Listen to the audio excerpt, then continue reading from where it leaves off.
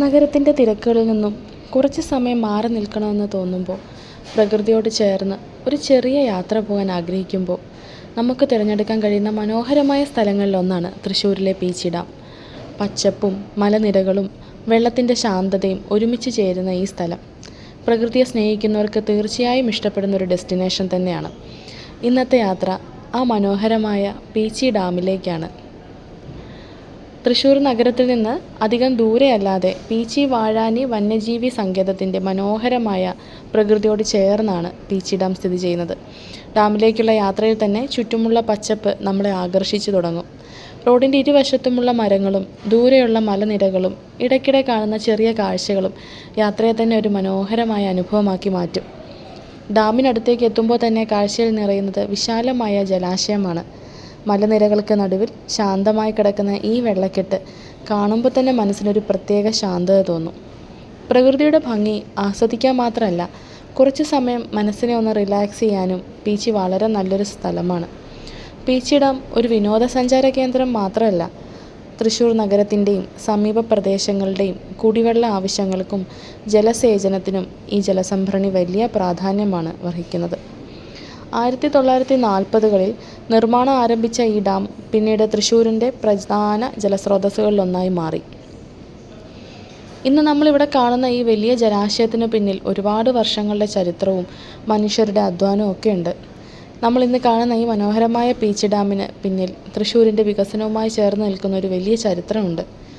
മണലി നദിക്ക് കുറുകെ നിർമ്മിച്ച പീച്ചി ഇറിഗേഷൻ പ്രോജക്റ്റിൻ്റെ നിർമ്മാണം 1948 ആരംഭിച്ചു. 1958 പദ്ധതി കമ്മീഷൻ ചെയ്യുകയും 1959 പൂർണ്ണമായി പൂർത്തിയാക്കുകയും ചെയ്തു.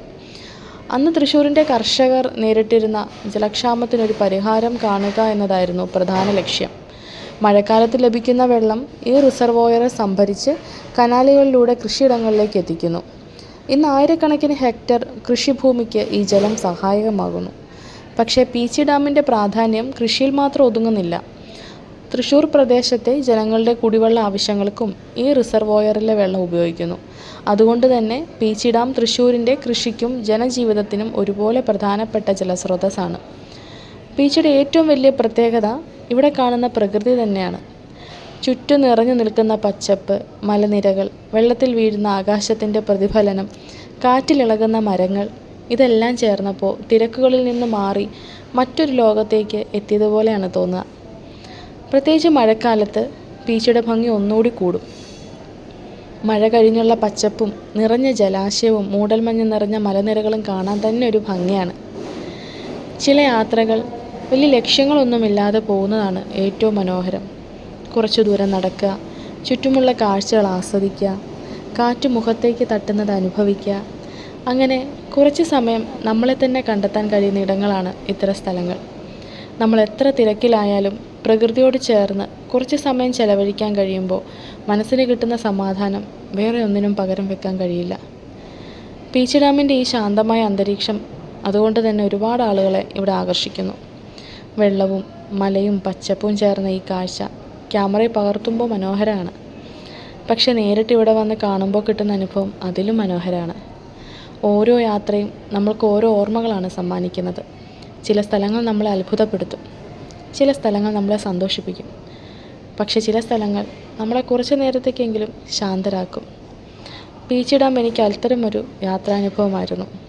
പ്രകൃതിയുടെ മനോഹാരിതയും വെള്ളത്തിൻ്റെ ശാന്തതയും മലനിരകളുടെ ഭംഗിയും ഒരുമിച്ച് ആസ്വദിക്കാൻ കഴിയുന്ന ഒരു മനോഹരമായ ഡെസ്റ്റിനേഷനാണിത്.